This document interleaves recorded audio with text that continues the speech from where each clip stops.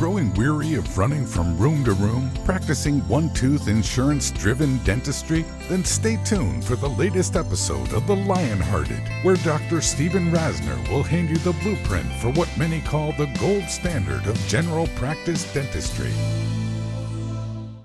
Hi everyone, it's Dr. Steve Rasner. You're tuned into The Lionhearted. So those of you that have been following me, you probably know that I record a lot of these some weeks in advance. And since the last few recordings, the epic impact of the coronavirus around the world has made just another regular podcast feel insignificant. So this podcast that you're listening to tonight is one colleague's view on what he's doing and his reaction to the trauma to all of us from this. And mind you that, as I posted in a Facebook post I'd like to share with you in a few minutes, I don't look at myself as anything but one of your colleagues with a lot of history beyond what many of you have experienced, just because I've been in it for 39 years. And so I'm reluctant sometimes to offer my opinion as if I'm some world-renowned philosopher, because I'm not. But I do have, for the most part, good instincts that have served me well over the years. And it just seems wrong for me to go on tonight and talk about how to retain patients.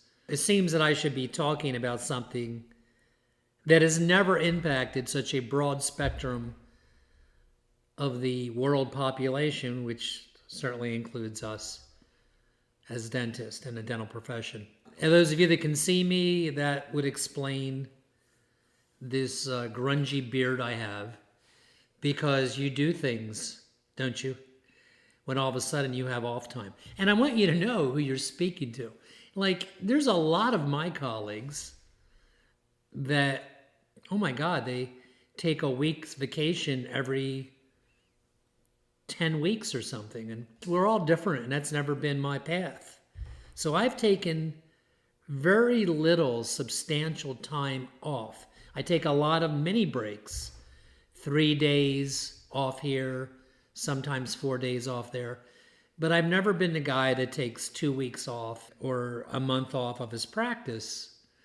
So when I'm speaking to you right now, tonight, it's very unique to me, this whole thing, which many of you can relate to, because I know that a lot of younger dentists follow me. And so I doubt many of you have had a 3-week vacation yet in your career. And so I'm kind of getting you, because this has never happened to me. So first thing I want to tell you, and I've been meaning to share this for months now, is I would love you to be a Facebook friend.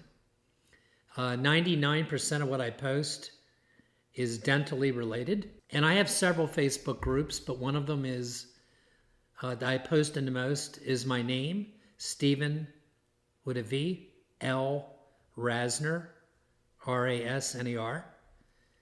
And that'd be awesome if some of you became Facebook friends. I don't live on Facebook. And as I indicated, I have a couple sites. I have the Rasner Institute as well. But I post the most on Stephen L. Rasner.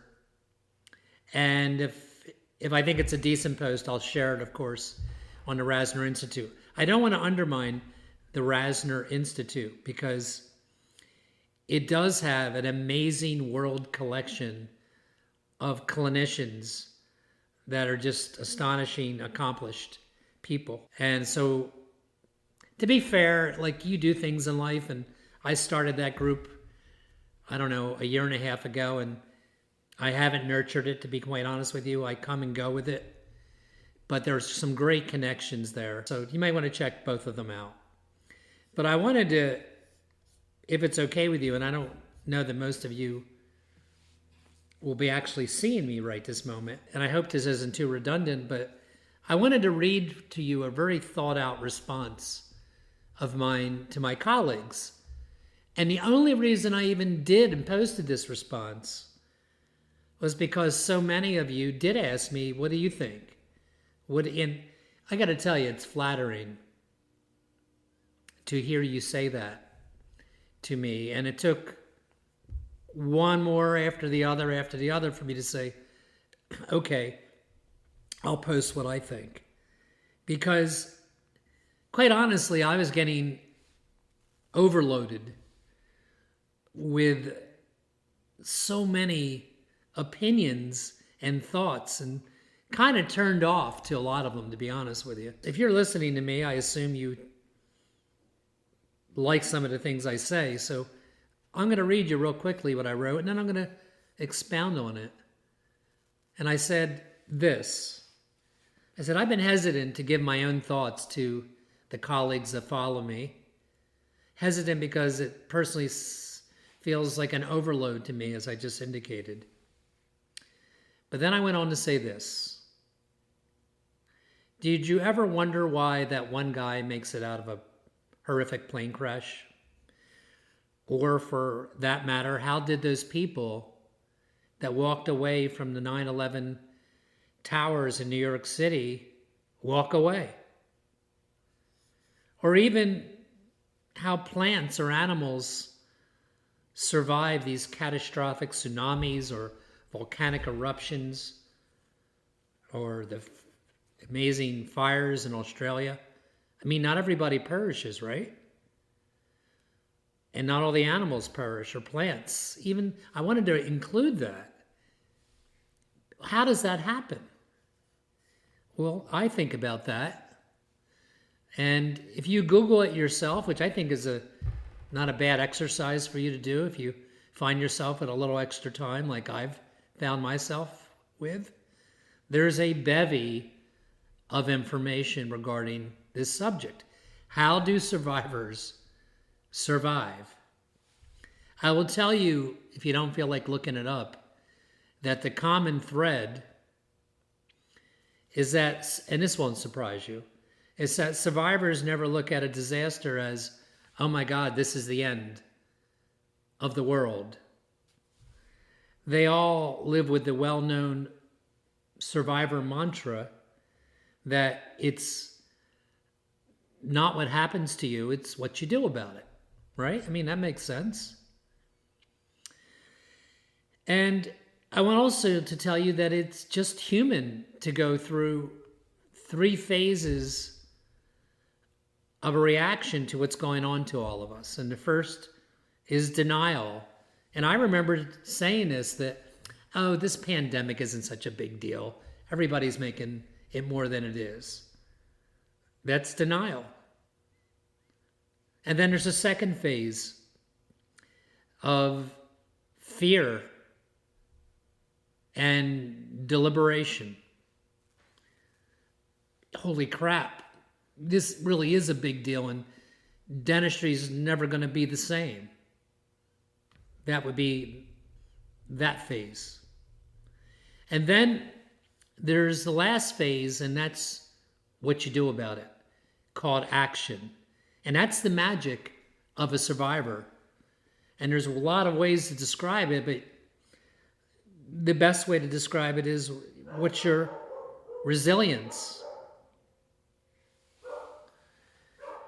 It's well known that survivors all find that part of their inner self that takes over in a crisis. And by the way, you all have that, or you wouldn't be here right now. Not all of your colleagues react the same to crisis situations. I even did enough research to come across the name of a psychologist named Peter Hancock, who studied, you can imagine how profound this must have been, examples from the military on how people sustain themselves. And what he pointed out in his book is that if an engineer wants to know a lot about what he's designing, he puts it under maximum stress. Well, I would suggest to you that this pandemic that we're living through has put us at maximum stress of our specific generation. And it's worth noting here that there's many reactions to all this, right? You have friends, and I have friends, or workers that used to work for you, or colleagues that a lot of them curl up and they wait for a rescue. They become like sheep to me. And others have interactions somewhere in between, but we all know about the stories of the hero that jumps into the frozen river to rescue a stranger, correct? And when I even hear that one line, to me, it excites me. Like I don't know what you're like, but that's what I'm like. That's what I want to live by. I'd prefer to be that stranger. So it shouldn't surprise you guys that my first piece of advice would be, for God's sakes, to not curl up, to not wait for somebody to rescue you. Hell, if you look back at my podcast over this last year and a half, I actually remember from some of the podcasts saying the line, well before I knew this was going to happen, no one's coming to rescue you. Think about it. So it shouldn't surprise you if you're listening to me after all these years or months that you got to take action right now. You do. To be specific, I wrote 4 moves that you should make. Here's the first move. Don't fall into the easy habit right now because you're home for the first time, just like me, by the way, of doing nothing, meaning watching CNN all day. And I was doing it, or being on Facebook 24/7, or watching movies. I mean, I would have to think that even if you did that, like I did that, after a very short period, that gets really old. Number 2, and really important, is do whatever you can do. Think about what I'm saying. By the way, right now I'm kind of going off track and I'm not literally reading it anymore, as you can tell. I'm kind of explaining to you how and why I wrote what I wrote. Do whatever you can do to take back control right now. And the first thing is don't disappear from your team. Stay in contact with them via the telephone. I know this is hard, man. It is. So it's easy to not take action. It's easy to watch CNN all day and just wait for a break of good news. I get it. And then when it's over, call your team and start to repair what you have to repair.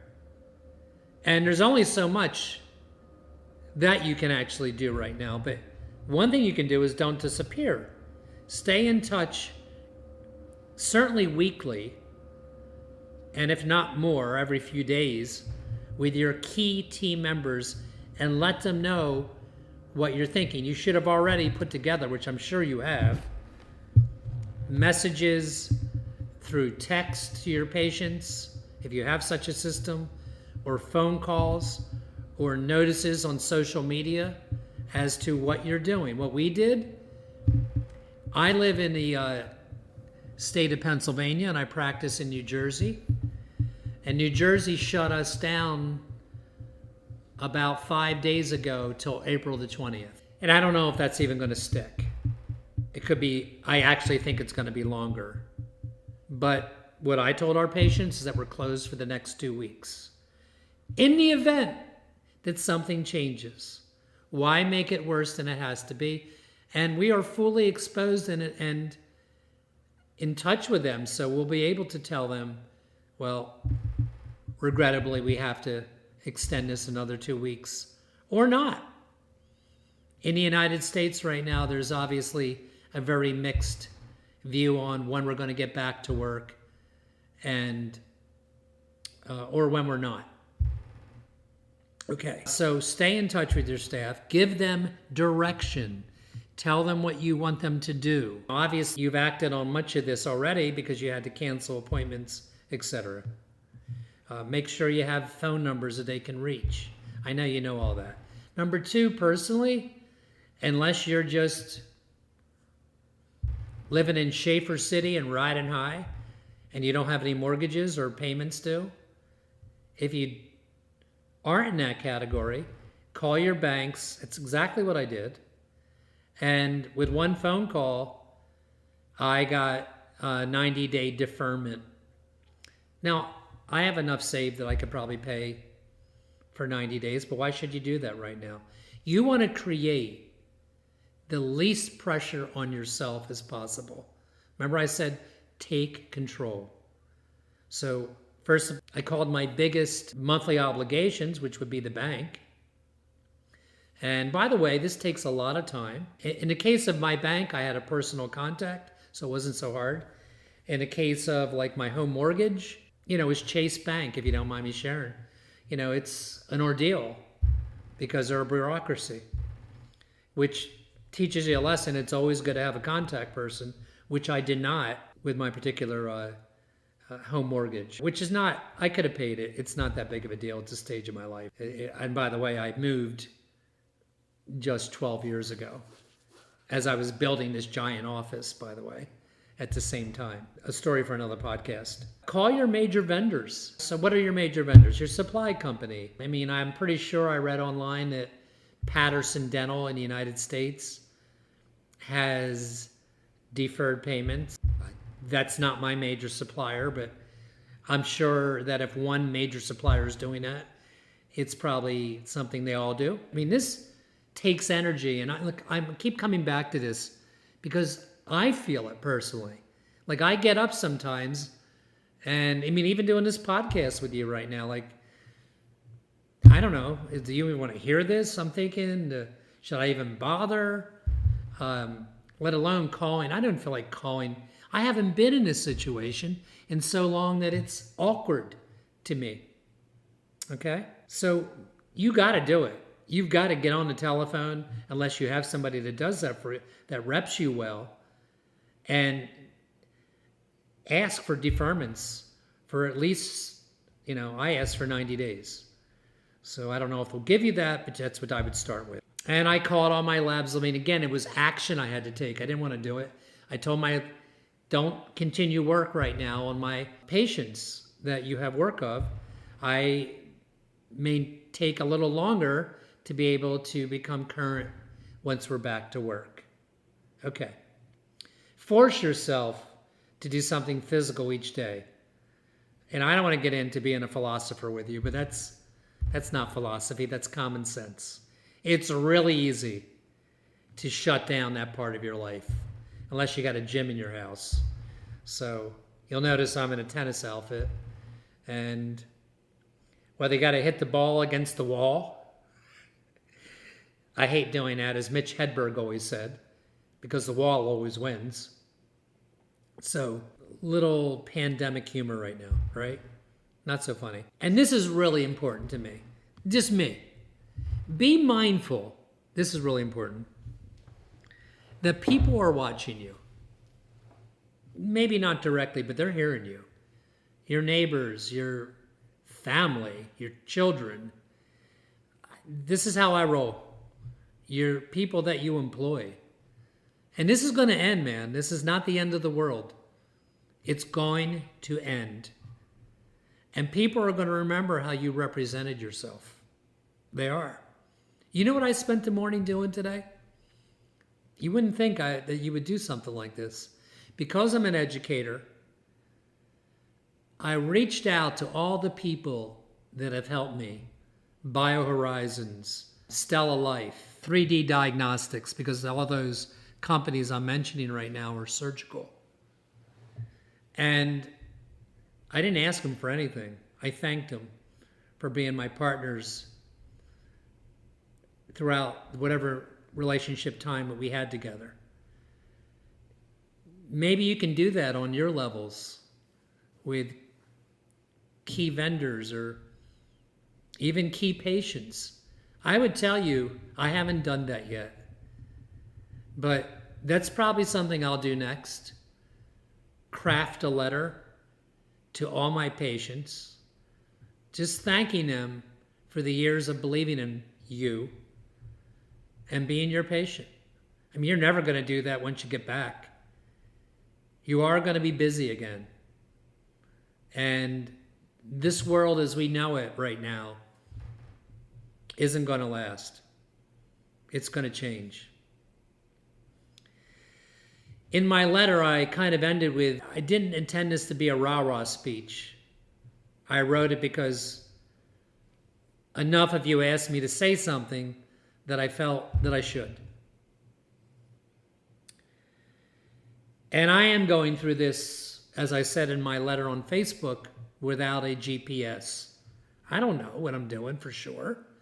I'm going through my instinct, which I said in the beginning of this podcast, has always served me well. And you've heard me allude over the last couple of years to a number of things I've had to overcome. And those of you that have seen me in person, especially early in my career, would know specifically, I'm telling you, I don't like saying it because I don't need anybody to break out a violin for me. But I've been through some stuff that would end a lot of careers. And what I'm sharing with you right now, I've never been through a pandemic before. And some of you have had equally or worse obstacles. A fire that burned down, the loss of a loved one. And I've had all that, by the way. And you got to fight for what you built, whether you're in your first year of dental school. Yeah, even that. You worked hard in college to get into that dental school, or your first year of practice. Oh my God, you got through dental school. You passed the boards in your country or your state or your province, or your 10th year of practice. You fought to get there. You got to fight to keep it, because with my model, it's so worth it.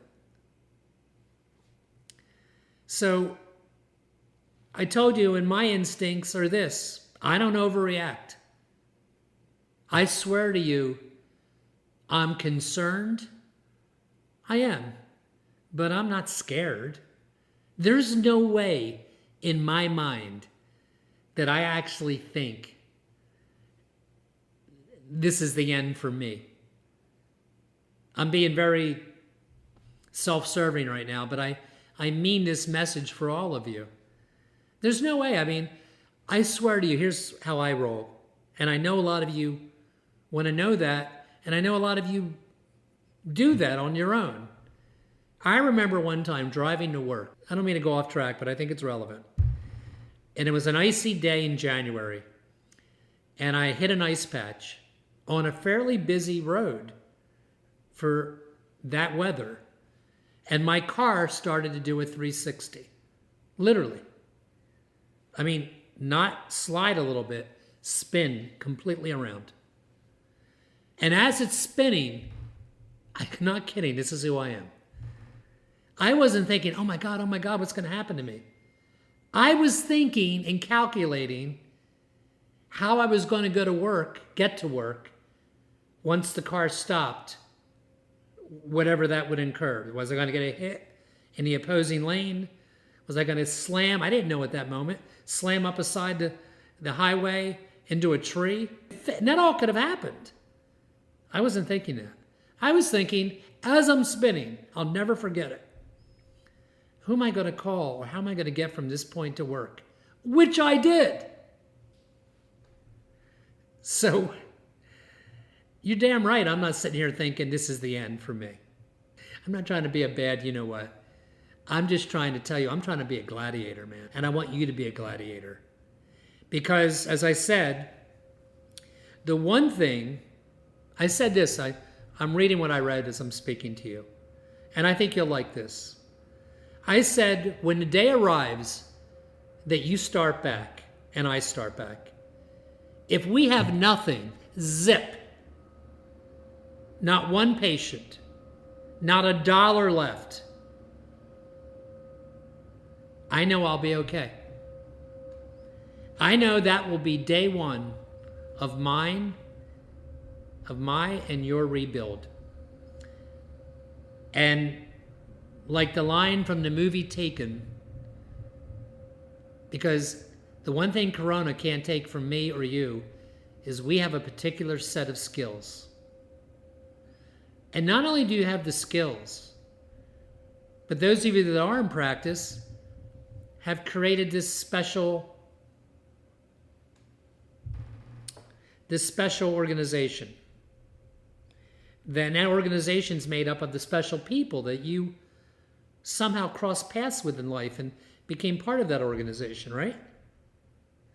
And your protocols and your culture and all those things that you hear me talk about over the last year and a half are part of the rebuild day one of why people will come back to you. And of all the things I've said in the last 18 months, the thing that will get you back to a solid foundation is having a practice built on trust and confidence. Trust, patients need to trust you. Confidence, they need to believe that you have the skills and the know-how to bring a resolution to whatever they came to you for. They need to feel that confidence. And as you've heard me say too many times, that comes from CE. And CE comes from everything. It comes from live CE, training online, which you could do today that we couldn't do years ago. And I have to believe that many of you, most of you do that, or you wouldn't be listening to me right now. Yeah, I said in my closing sentence that a practice built on a foundation of trust and confidence and not production goals or pure profit will win. And I know it'll win because I have 39 years of documentation. And lastly, this is not going to be easy because I know here in the U.S., at least as I speak today, and we've been in this now pretty heavy for about 6 weeks. Patients are going to be crushed financially. All patients are going to be. And they're going to know you've been crushed. And more than ever, their antennas are going to be up when they do return to your practice. And they're going to need more than ever to trust your recommendations. If they sense for a second that your motive is anything but truth, and maybe even an easier compromise because they're financially hurt right now, if they sense anything beyond that, then it's going to take you a longer time to get back. You feel me? That's a really important thing to say. I want to say it again. When these patients do return to us, you may have to be more conservative than you were initially. You may not be able to give the ideal treatment plans. I would be guided by everything you've heard me say on prior podcasts. I wouldn't change my approach in terms of looking at the 5 arenas that I always tell you to look at. I wouldn't change that. I would just have my ears open and be very, very true to what the patient's telling me. Come on, this isn't rocket science. I would suspect that more than in a long time, these patients may be compromised in their ability to do ideal treatment plans. So you may have to do, I hope you get the chance, me too, by the way. Say you had to open up vertical. Maybe you'll have to start with 6 through 11 and use direct composite onlays on the teeth posterior to 6 through 11. I remember doing that earlier in my career. In one of my podcasts, I talked about when you buy a new practice for the first year or two, you're going to have to err on the side of being conservative. Unless a patient just really comes out to you and says, I know my mouth is not in a good place and I'm ready to deal with it. And by the way, you are going to have patients like that. You're going to have patients that look at this whole dilemma as a time that life's not forever and now's the time to do something they've always wanted to do. I just wouldn't take that approach and assume that in no way for all your patients. I would err on the side of being conservative. I'm going to close with this. I'm just one of you, man. And I'm not sure where this is going to end up, except for one thing. I know it's not the end of my practice. I'm positive by using the principles I've shared with you that have worked for me for 39 years. Again, I don't want to sound like a cheerleader. It's just true. There's anything that has happened to me, I've always gone back to doing what I've always done.